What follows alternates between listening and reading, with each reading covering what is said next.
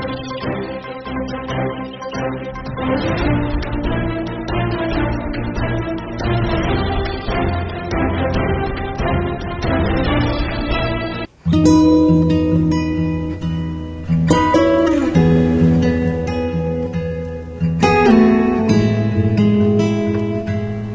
डोटासरा जी को आमंत्रित करना चाहूंगा कि आप आए और हमें वो संदेश दें। ये तमाम लोग आपकी एक आवाज पे उस पल के लिए मर मिटने के लिए तैयार हैं, चाहे जेलें भरनी हो, चाहे दिल्ली कूच करना हो।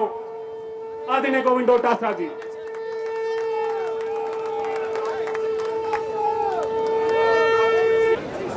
सबसे पहले तो मैं हमारे कांग्रेस के नेता और कार्यकर्ताओं के इस जोश और जज्बे को सैल्यूट करता हूं, सलाम करता हूं, प्रणाम करता हूं।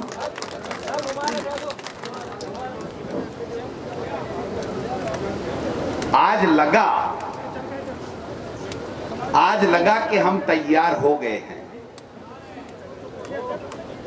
आज देश में 8 साल से जिस प्रकार से तानाशाही सरकार काम कर रही है, हिटलर शाही सरकार काम कर रही है, झूठों की बेईमानों की सरकार काम कर रही है, झूठे वादे करने वाले लोगों की सरकार काम कर रही है, और हमने बहुत समय दिया इनको। 8 साल पहले जो वादे किए थे, उन वादों का हिसाब लेने का जब समय आया, 5 साल बाद में, तो इन्होंने सेना के शौर्य के पीछे छुप करके राजनीतिक चाल चली और उस चाल में ये कामयाब हो गए। जब 5 साल बाद में बिना हिसाब दिए जब राजनीतिक चाल में कामयाब हो गए, तो इनके अहंकार आ गया, इनको घमंड आ गया, और घमंड आने के बाद में वो जो मुद्दे थे, वो जो जनता के मुद्दे थे, महंगाई कम करने का मुद्दा था, बेरोजगारों को रोजगार देने का जो मुद्दा था,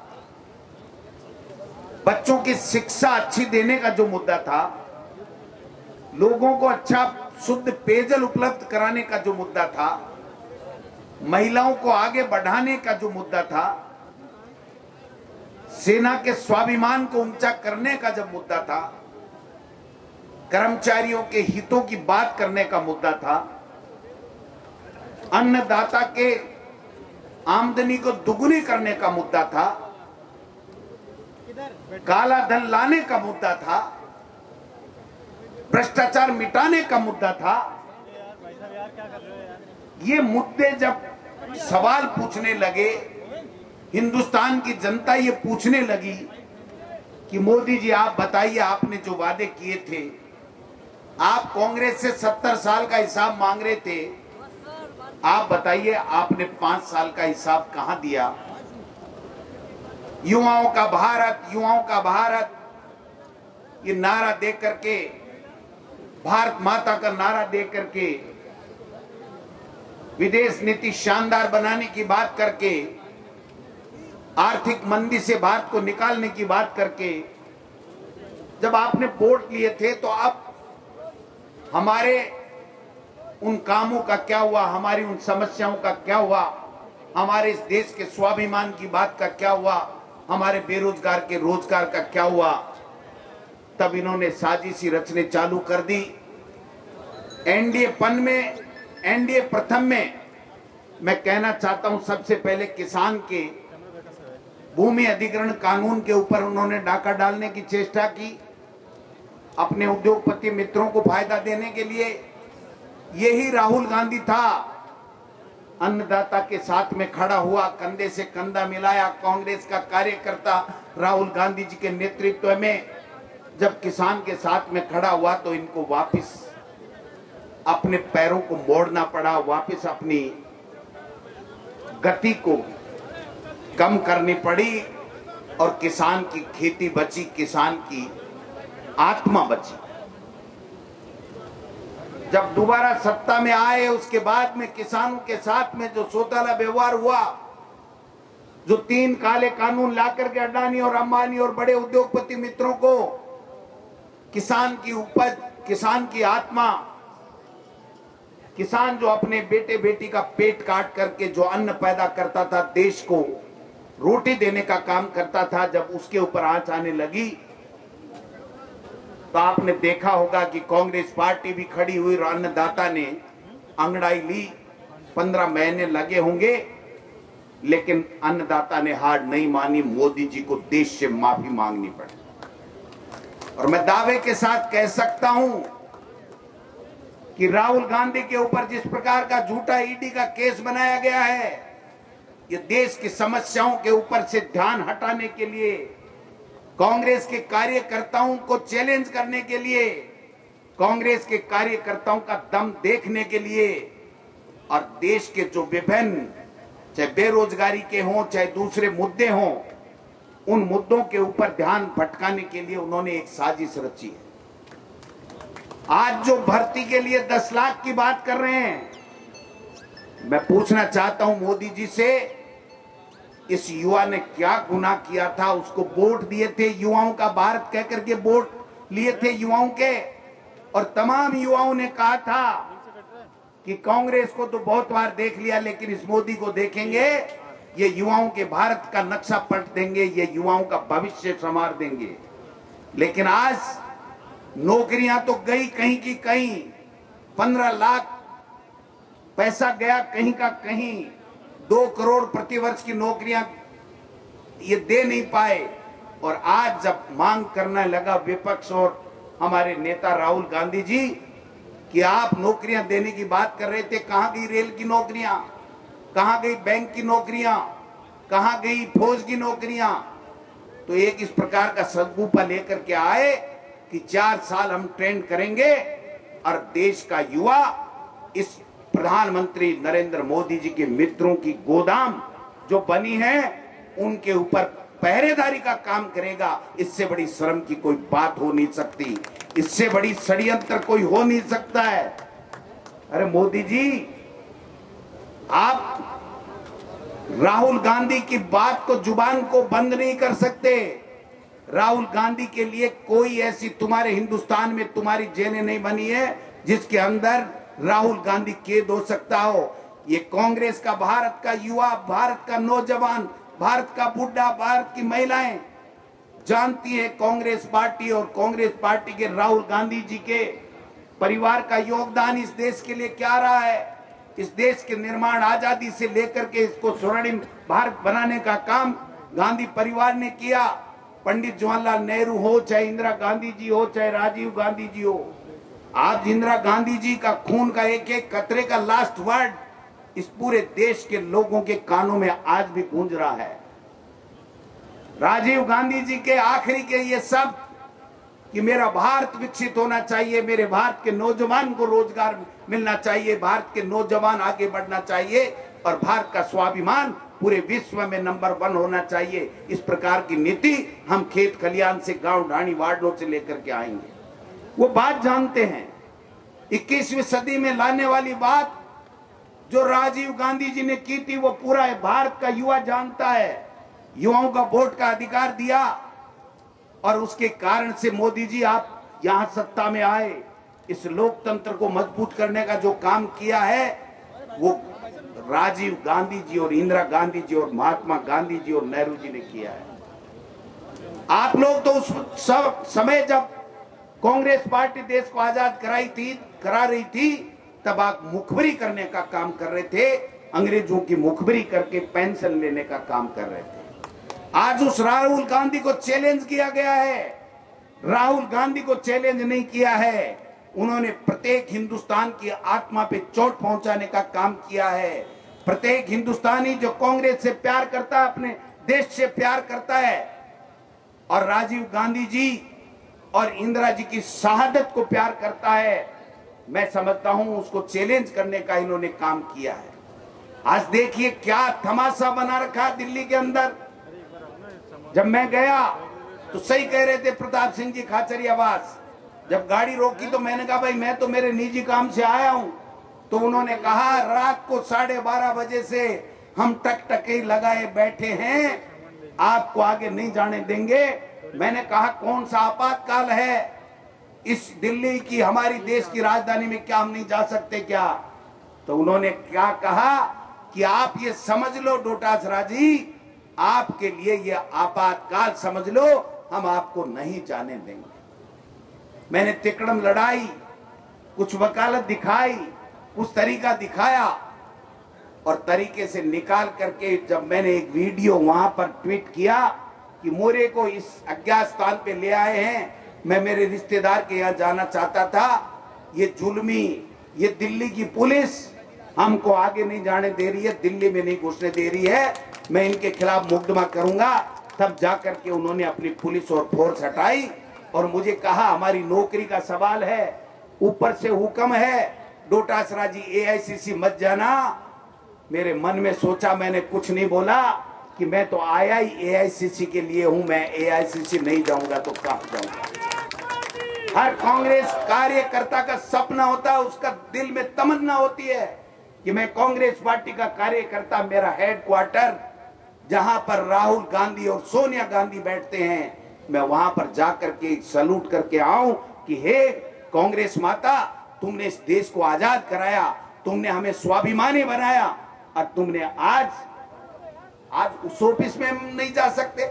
हम अंदर बैठे बैठे 12 बजे केसी वेणुगोपाल जी और हम सब लोग वीसी जूम मीटिंग करना चाह रहे थे, तभी सूचना आई कि 100 लोग पुलिस के, दिल्ली पुलिस करके अंदर घुसे हैं और कुछ हमारे कार्यकर्ताओं को पकड़ करके पीट पीट के यहां से ले जा रहे हैं। हम धरने पे बैठे, वहां से पुलिस हटी, लेकिन लड़ाई यहीं खत्म नहीं होती है, लड़ाई की शुरुआत यहां से होती है।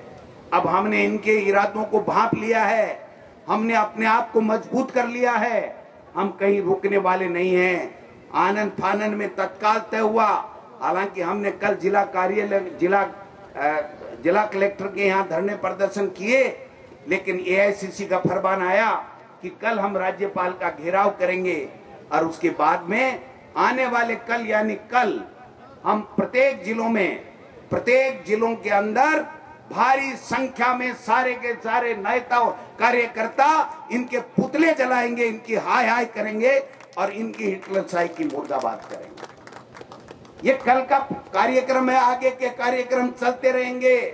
घर नहीं बैठना है, सोना नहीं है, कहीं भी कोई किसी तरह से डरने की आवश्यकता नहीं है। जब लोग बात कर रहे थे तो मेरी तो बात नहीं हुई, लेकिन राहुल जी से कुछ हमारे नेताओं ने बात की तो बड़े प्रसन्न चित्त मुद्रा में कहा, मैं तो इसी का इंतजार कर रहा था, कब ये मोदी और अमित शाह मेरे को बुलाए और कब मैं इनको एक्सपोज करके पूरे देश में कांग्रेस के कार्यकर्ताओं में जान फूंकने का काम करूं। उन्होंने उदयपुर डिक्लेरेशन में कहा था कि मैंने भारत माता का एक पैसा नहीं खाया है, मैं किसी से नहीं डरता। उस दिन हमें संकेत मिल गए थे कि अब ये साजिश रचने वाले हैं, अब दोबारा चुनाव आने वाले हैं, इनके पास में बताने के लिए कोई काम नहीं है। बेरोजगार नाराज है, युवा नाराज है, न महिलाओं के लिए कुछ किया है, किसानों के साथ अत्याचार किया है, नौकरियां दी नहीं है, देश का विकास हो नहीं रहा है, केवल धर्म के आधार के ऊपर मुद्दों से ध्यान भटका करके अपनी राजनीतिक रोटियां सेकने का ये लोग काम कर रहे हैं। जब सब लोग जान चुके हैं तो ये अंतिम हथियार था मित्रों, कांग्रेस के कार्यकर्ताओं, सिपाहियों, आजाद भारत के स्वतंत्रता सेनानी बनने का समय आ गया है। हम सबको ये ललकार है, हमारे नेता की गर्दन की तरफ देखा है, हम सब मिलकर के इनकी गर्दन नोचने का काम करेंगे। इनसे कहीं घबराने वाले नहीं है, डरने वाले नहीं है। हम युवाओं की लड़ाई, जो ये अग्निपथ वाली बात कह रहे थे प्रताप सिंह जी, इसके लिए भी हमारी रणनीति बना रहे हैं। हमारे प्रदेश के युवाओं को स्थायी रूप से सेना में नौकरियां मिले, इसके लिए लड़ाई लड़ेंगे, चाहे जान हमारी चली जाए, लेकिन हम पीछे हटने वाले नहीं हैं। आज हम सिंबॉलिक रूप से महामहिम राज्यपाल का घेराव कर रहे हैं। कल अब जिलों के अंदर इनके पुतले जलाएंगे, इनकी मुर्दाबाद करेंगे और इनको चेतावनी देंगे कि अब तुम्हारी खैर नहीं है, तुम्हारा झूठ बहुत चल गया, तुम्हारी बेईमानी बहुत चल गई, तुम लोगों ने जो करना था कर दिया।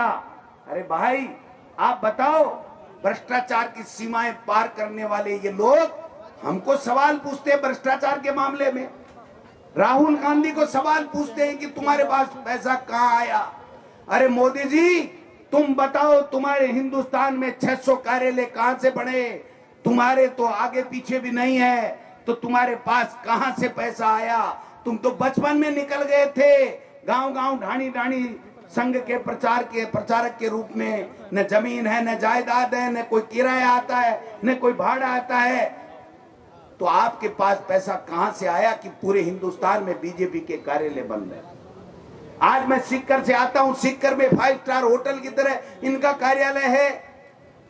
आज हिंदुस्तान की दिल्ली राजधानी हमारी, उसके अंदर 1000, 1500, 2000 करोड़ रुपए का इनका कार्यालय बन रहा है। इनके लोग, आरएसएस के लोग 20-20, 25-25, 30-30 करोड़ रुपए की रिश्वत लेते कैमरे में कैद हो रहे हैं। ये हमको ईमानदारी का पाठ पढ़ाएंगे। हम हमारी इंसानियत के ऊपर, हमारी खुदगर्जी के ऊपर, हमारी ईमानदारी के ऊपर सवाल उठाने का इनको कोई हक नहीं है। ये तो ठेठ एडी से लेके चोटी तक चोरटे लोग हैं, इनसे हम डरने वाले नहीं हैं। एडी से चोटी समझो ना। एडी से चोटी का मतलब है कि आलपिन की नोक भी ईमानदारी की जगह नहीं घुस सकती है इनके। इसलिए चिंता करने की आवश्यकता नहीं है। मैं आज बहुत खुश हूं कि हमारे युवा और हमारे नेता में इनकी बोटी बोटी नाच रही है, जोश में, कि हम राहुल गांधी से पहले हम जेल में जाना चाहते हैं। आप समझिए, पूरा शरीर में एक एनर्जी अलग से आई है कि देखिए हम सब लोग हमारे नेता के लिए जान भी दे सकते हैं। और इन्होंने अपने नेताओं को क्रैश करने का ठेका ले रखा है। आप देखिए राजस्थान में क्या माहौल है। कल वसुंधरा जी को बेइज्जत करके इन्होंने भेजा है, जो 2 बार यहां से मुख्यमंत्री रही। उनको बोलने तक नहीं दिया गया। ये इस प्रकार के लोग हैं कि ये खुद के षड्यंत्र में खुद ही फंस जाएंगे, खुद की बेईमानी इनको खुद को खा जाएगी। हमारे गिरबान के ऊपर ये हाथ उठाना तो दूर की बात है, उनकी तरफ नजर भी नहीं उठा सकेंगे। ये मैं आपसे निवेदन करना देना। इसलिए हम सबको तैयार रहना। सही कह रहे थे एक वक्ता, ये कह रहे थे कि टेलीफोन के नंबर नोट करा लो। भाई टेलीफोन के नंबर की जरूरत नहीं है। अब हम जाग गए हैं। जब हमारे नेता की तरफ इन्होंने इतनी तिरछी नजर की है, तो हम इनको खुद को तिरछा करने की ताकत रखते हैं, खुद को तिरछा करने की ताकत रखते हैं। कहीं चिंता करने की आवश्यकता नहीं है। एक से एक विद्वान, एक से एक योद्धा। अभी धर्मेंद्र जी राठौड़ तो तैयार बैठे थे, मैं माफी चाहता हूं। ये तो कह रहे थे मैं तलवार बाजी लेकर के आया हूं, और वो कहते थे हमारा तो इतिहास है कि क्षत्राणी ने नाड़ काट के, शीश काट के दे दिया था कि जाइए रण में और मेरी चिंता मत कीजिए, घर की चिंता मत कीजिए, दुश्मन पे विजय पाइए। ऐसे लोग हमारे बीच में सारे के सारे बैठे हैं। इसलिए मैं ज्यादा लंबी चौड़ी बात नहीं करके, हम लोग कल की तैयारी करें। कल जिलों के अंदर हमारे एमएलए, हमारे प्रभारी मंत्री, हमारे पीसीसी के पदाधिकारी, हमारे कांग्रेस का कार्यकर्ता जा करके इन बेईमानों के पुतले जलाएंगे और इनको चैलेंज करेंगे कि आइए इस रण में 2-2 हाथ करने के लिए हम तैयार हैं। ये कांग्रेस का कार्यकर्ता है, इसने देश को आजादी दिलाई है हमारे पुरखों ने। हम तुम्हारी मुखबिरी करने वाले लोगों से डरने वाले नहीं। ये कहने की आवश्यकता है। समय काफी हो गया। एक बात कहते हुए मैं अपनी बात समाप्त करना चाहूंगा कि अब हम सभी राज्यपाल के घेराव की तरफ चलेंगे। प्रताप जी ने कहा उस बात का ध्यान भी रखेंगे, और उसके बाद में कल हम जिलों के अंदर इनके पुतले जलाएंगे। आप सब आए, आप सबका धन्यवाद। जय हिंद, जय भारत। राहुल गांधी निकलेगा। राहुल गांधी देश की जनता की आवाज है। कांग्रेस को उस कार्यकर्ता को डराना चाहते हैं जो आजादी की लड़ाई लड़ चुका है। आगे चाहे ये कुछ भी कर ले, ये जंग बड़ी है। महंगाई, बेरोजगारी से ध्यान हटाने के लिए, कश्मीर में पंडितों की हत्या हो रही है उससे ध्यान हटाने के लिए, और अब अग्निवीर योजना लेकर आए, उसमें अग्निपथ पे जवान को जलाना चाहते हैं, उसके हकों को जलाना चाहते हैं, सेना को कमजोर करना चाहते हैं। हमारी सेना में सिर्फ 4 साल के लिए भर्ती, हमारा डेडिकेशन है सेना के प्रति। हमारी सेना हमारा गौरव है। पूरी दुनिया में भारतीय सेना का स्वाभिमान, शौर्य और बलिदान दुनिया देखती है। सबसे मजबूत सेना हमारी है। आप उस सेना को कमजोर करना चाहते हैं। ये पूरे देश में कांग्रेस का कार्यकर्ता लड़ेगा, मरेगा, लेकिन झुकेगा नहीं। दिल्ली में आपने हमारे कार्यालय को घेर लिया, हमारे कार्यालय में, कांग्रेस के कार्यालय में घुसकर आप हमले कर रहे हैं, लाठी चला रहे हैं, गोली चला रहे हैं। कौन मरेगा? ना तो लाठी खाएंगे ना गोली खाएंगे। बीजेपी की लाठी का जवाब भी देंगे, बीजेपी की गोली का भी जवाब देंगे। बीजेपी वाले सावधान हो जाएं, जिस भाषा में चाहेंगे उस भाषा में जवाब मिलेगा। लेकिन बीजेपी के लोगों, रोटी दो, रोजगार दो, खून की आंसू रो रही है माँ बहन बेटी, तड़फ रहा है देश, रुपया कमजोर हो गया डॉलर के मुकाबले। 15 लाख दूंगा, अच्छे दिन लेकर आऊंगा, 2 करोड़ लोगों को रोजगार मिलेंगे। कहाँ गए वादे बीजेपी के? फेल हो गई बीजेपी। इसलिए सब मुद्दों से ध्यान हटाने के लिए पाप और जुल्म कर रही है, जुल्म का जवाब देंगे और जमकर लड़ेंगे देश के सम्मान के लिए, स्वाभिमान के लिए। मोदी तेरी तानाशाही।